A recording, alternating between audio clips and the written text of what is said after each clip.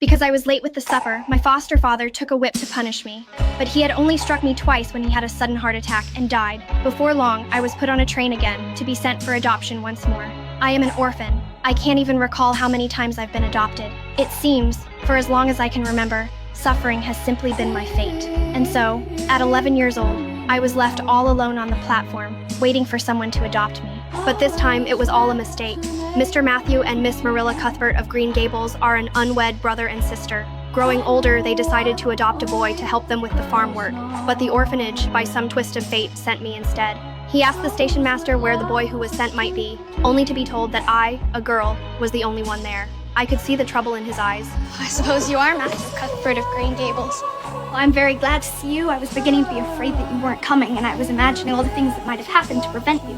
I'd made up my mind that if you didn't come for me, I'd go down the track to that big wild cherry tree and climb up into it and stay all night. He didn't say a word, just sighed, and led me to the buggy. On the way back, I dared not let the atmosphere grow quiet. I kept praising the scenery with the most elegant words I knew. I worried that my incessant chatter would be terribly bothersome to Matthew. Am I talking too much? But he, who had been silent the whole time, unexpectedly said he didn't mind. It was the first time anyone was willing to just listen to me. I was overcome with excitement. This whole experience, the journey, and the beautiful sights, it all felt like a dream. I pinched myself many times to constantly remind myself that this was all real. And yet, the moment we returned to his home. Matthew Cuthbert? Who's that? Where is the boy? There wasn't any boy. It's only her. Listening to Matthew's explanation, Marilla was quite cross. She decided I would stay for one night only.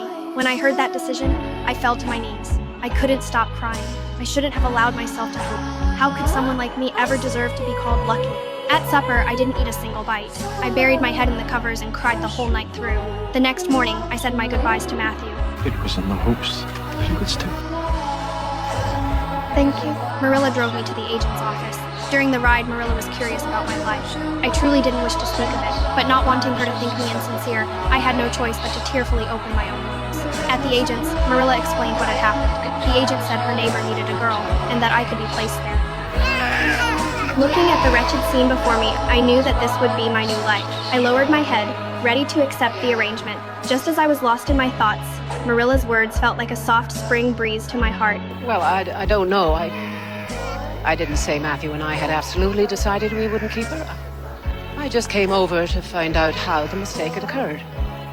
I'd better take her home again and talk it over with my brother. Good day. I returned to Green Gables, and there waiting for our return was Matthew. Wipe that silly grin off your face. And although Marilla gave me a trial period of 5 days, I knew, if nothing went wrong, we were going to become a family.